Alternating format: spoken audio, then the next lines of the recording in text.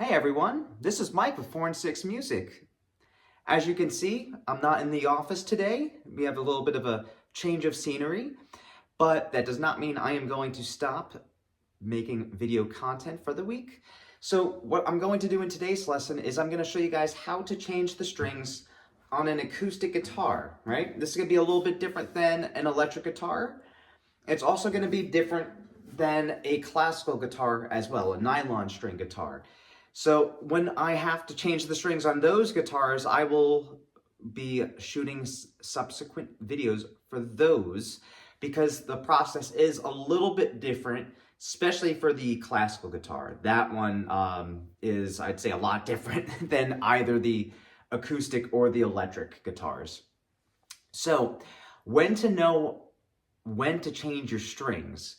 For me, I generally don't change my strings unless I have to. Some people are a little bit more on top of their string changing, but for me, I'm not, admittedly.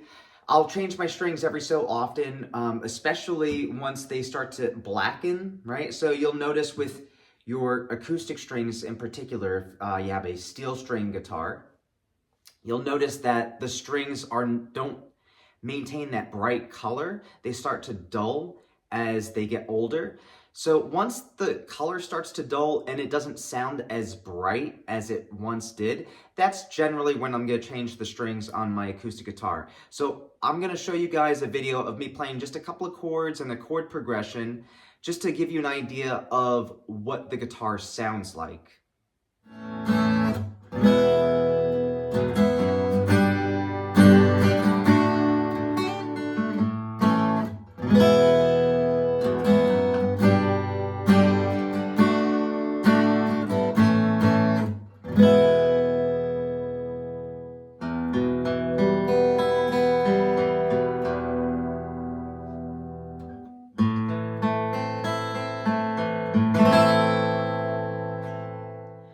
So I'm not really too happy with that sound. I think it could sound a little bit better. So I'm going to change the strings today. So the strings that I bought are these D'Addario 11s. So 11 is referring to the size. And generally, when you're referring to the size of guitar strings, like if you say 11s, 10s, 12s, you're generally referring to the high E string. So right over there you see 11 and then to 52. So that means that the low E string is going to be a 52 gauge. So that's measuring the thickness of the strings. Generally for an acoustic guitar, I've used 12s more often than not. I can't remember ever using 11s. So this is gonna be the first time I use 11s, at least from what I can remember. Because I can't remember using these. I usually use 12s. Even on my electric guitars, specifically my semi-hollow body guitar, the Epiphone, I would generally use 12s on that. Sometimes for the high E string in particular, I would use a 13 gauge string, whereas the rest of the strings came from a 12 gauge set. So as far as the size goes, it's really, you're choosing it based on a couple of parameters. I'd say the one thing you want to really keep in mind is the playability of the strings. So are the strings easy for you to play or not? That's super important, especially when you're first starting out on the guitar. The second thing is the tone, the sound. If you have thicker strings, you generally have a thicker tone, which is why when I was younger, I preferred playing on thicker gauge strings. Now I'm getting a little bit more into the 11s and 10s. I'm not going below that. I've met people who've used string gauges below 10, like 9s and even 8s, which when you're playing on strings like that, your fingers are flying because of how thin the strings are. But you're also compromising the tone of your instrument as well, especially if you're playing on a clean tone. I generally prefer those thicker strings for that clean sound, just because the tone, I think, just comes out a lot nicer. So for acoustic guitars, specifically steel string guitars, so any time I'm saying acoustic guitar in this video, I'm referring to steel strings, not nylon strings, which would be the classical guitars. Like I said, I'll do that for a different video. But for this, for these steel strings, generally it's going to be the 11s and 12s that you're going to be using. Sometimes 13s, you know, but usually more often than not, it's going to be 12s. Like I said, for me, I generally use 12s. Can't remember really ever buying 11s, so I'll see how these work and how these play. But yeah, let's get started. So the first thing is where to start as far as which string to change. How I've always done it was I start with the first string and I work my way down to the 6th string. Some people like to start with the 6th string and then work their way up to the 1st string. Some people alternate. So my professor did this when I was in college. He would talk to us about changing strings, and he would change 1st string, then the 6th, then the 2nd, then the 5th, then the 3rd, then the 4th string. I've never done that before. I think maybe one time, but it did not stick because I didn't particularly, from what I can remember, I did not particularly like that way of changing the strings, and I can't even remember if I did the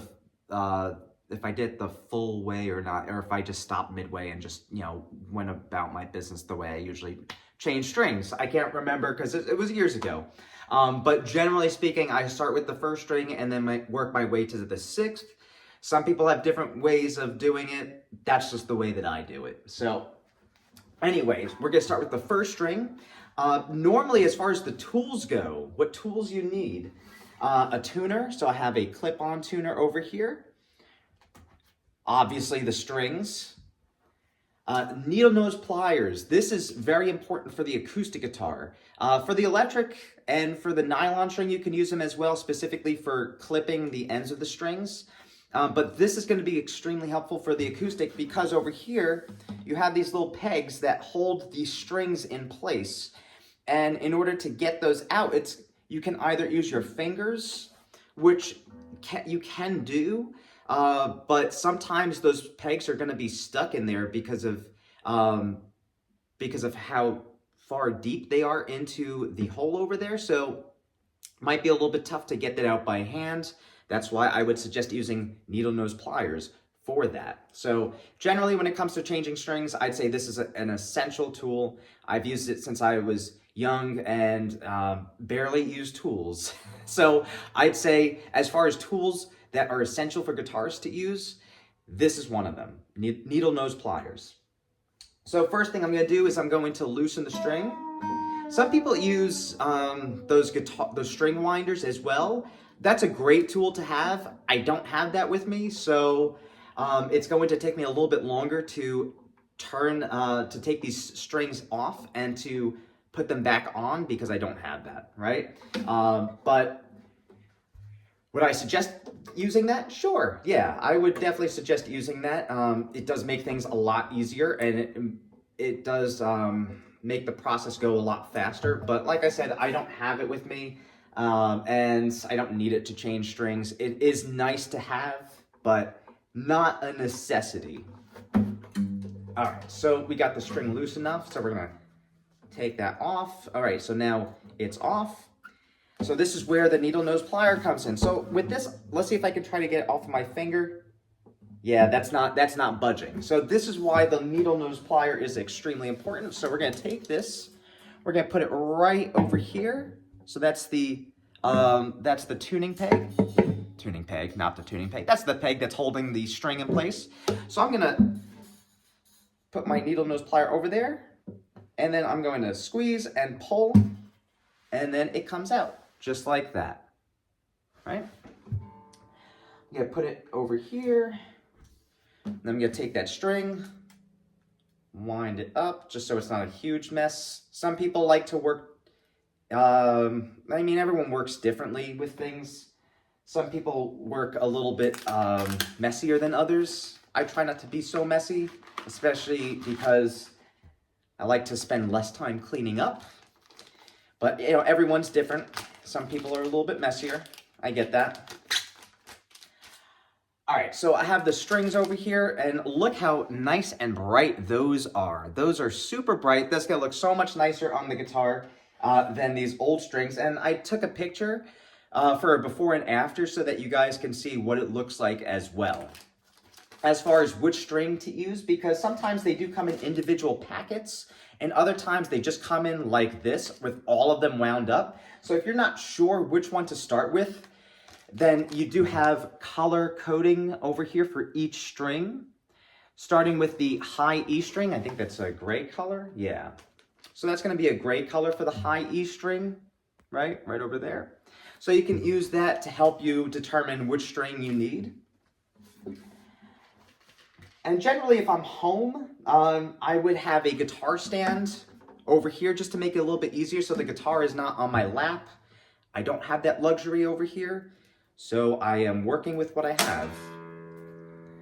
All right, so we see on the ends over here, that is what that color coding is referring to. See over there? A little bit out of focus, but the gray one would be this guy right over here. So that is going to be our high E string. So that purple string, which is the B string, presumably, should be. I will put that to the side. All right, so now I'm gonna place this into the hole. So you can see there's the hole. I'm gonna place that into the hole, just like that. Not too much. And then once I place that in the hole, then I'm going to put the peg back in place. And if you see, there's a little bit of a ridge over there, right? I'm gonna put that ridge facing the string. So it's facing the bridge right over here. So that ridge, again, you see that right over there, it's gonna be facing upward where the string is. I'll make sure I get that.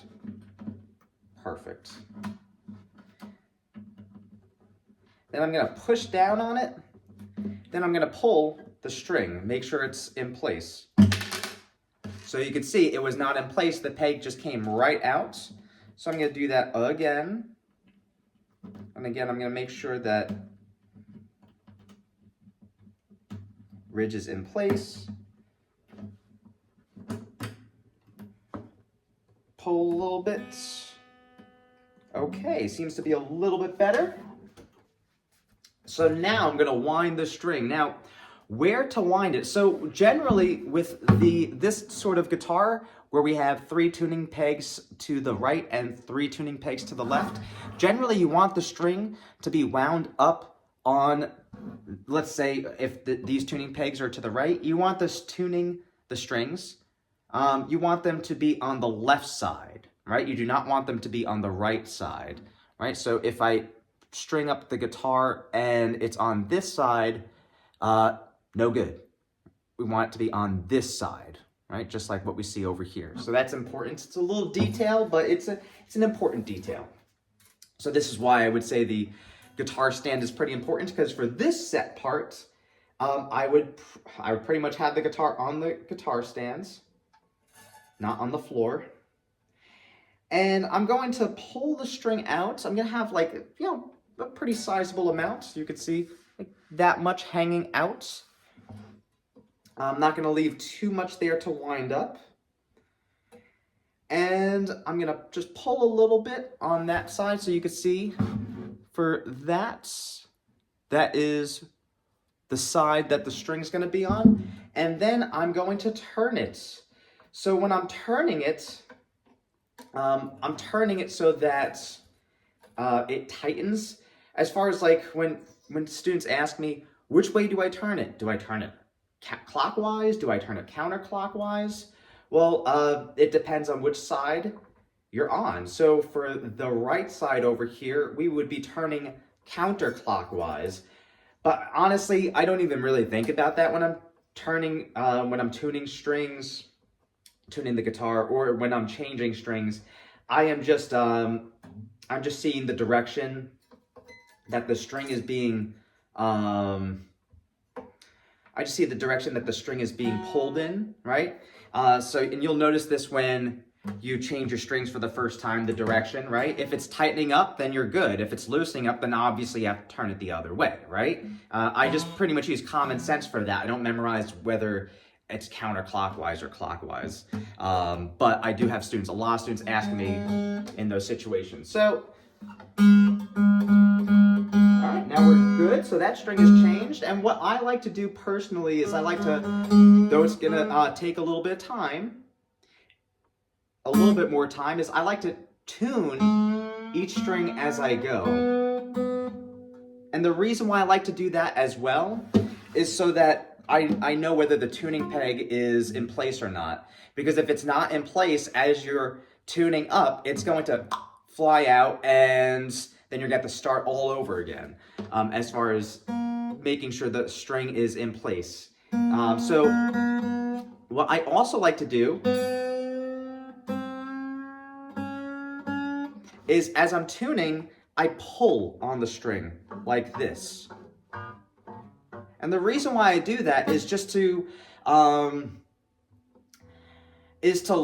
basically stretch out the string, because the string is being stretched out as it's being tuned up. But, you know, keep in mind, these are new strings, so they have to stretch out, and they have to stretch out so that they are,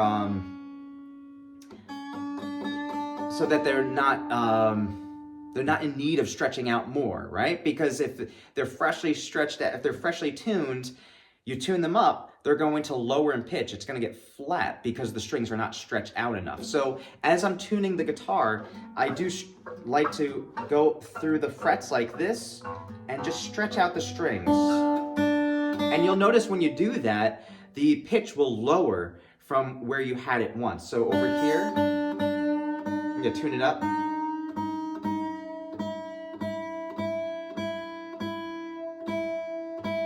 So keep in mind, this is our E notes. I'm going to just go through the frets again, stretch out the string.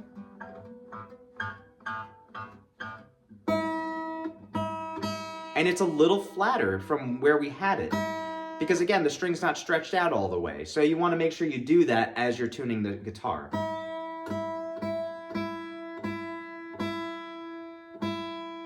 There we go. And I'm pretty much gonna go through every single string just like I did with the first one. So next I'm gonna go through to the second string. I'm going to take that off and put the new one back on, and then tune it up. And again, stretch the string as I tune it. And then after that, I'm gonna go back to the first string, make sure that's in tune, and then to the second string, make sure that's in tune, and then I'm gonna go to the third string and do it all over again. So that's just how I do it. Again, just to make sure that the on the neck, the pressure is not changing too much, right? So it's not, and it's not there's not that prolonged period of time where the where there's a different how do you say? Can't really use my words today. It's just so the stretch on the neck is yeah, it's just So the reason why I do this is because the pressure on the neck is not changing too much. It's going to be very similar from where I had it before, right? So that's personally why I do it this way. Again, other people might do it differently, especially if you're cleaning the frets. You're going to be basically taking off all the strings, you know, but if you do that, you're going to have to most likely have some tools so that the pressure on the neck doesn't change too much from not having any strings on it to having all 6 of the strings on it, right? So it's a little bit different. For a guitar luthier, they would definitely have a much better time explaining this and a much easier way of explaining it. But, you know, for me, I'm just a novice, admittedly, when it comes to work on the guitar. I know enough to take care of things on my own, but I am by no means a guitar luthier. So anyway, that's what I would do. For that first string over here, so as I'm changing the strings, what you can do is start clipping off this excess. And what I like to do, again, with the needle nose pliers, is I will go over here and I will take most of this off. I'm just going to leave a little bit on the edge. Clip. There we go. So we have that excess off, and it looks much cleaner, much nicer.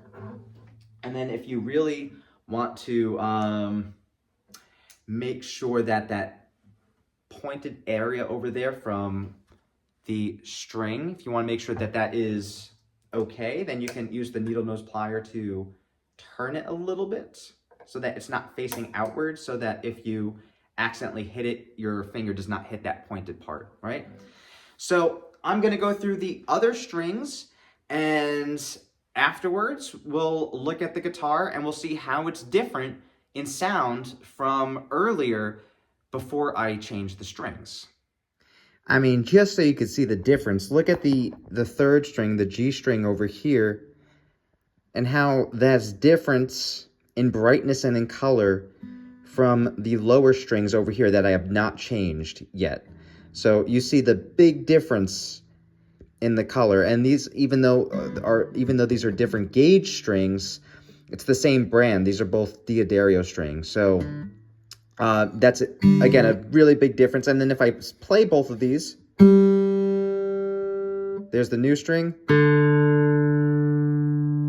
there's the old string. So that old string just has a dull sound to it as well. It has the sound of the look it has, whereas the new string just has a nice bright sound to it.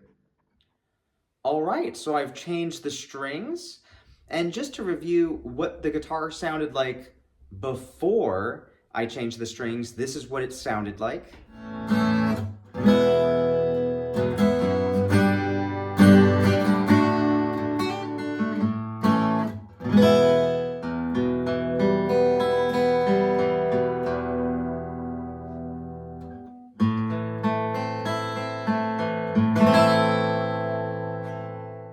And this is what it sounds like now.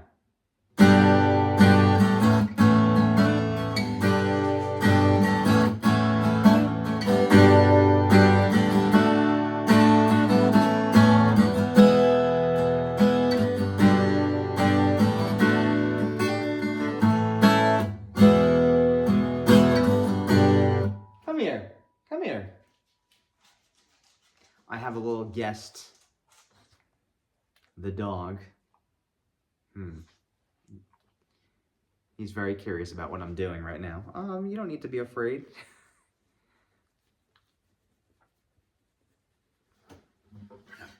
So this is, again, what the guitar sounds like.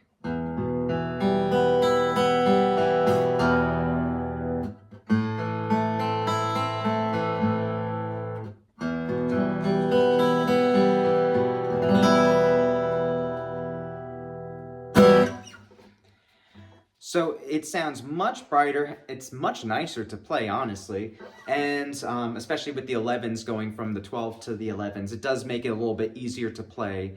So not just the new strings make it easier, but also the fact that I went from a 12 gauge to an 11 gauge as well. So that does make it a little bit easier, especially to play some single line stuff.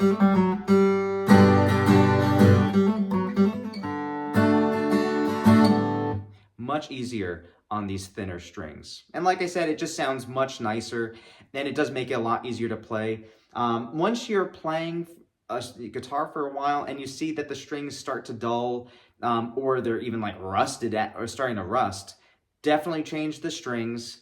You're gonna have a much better experience practicing and playing the guitar with new strings on compared to if the strings have been on for months.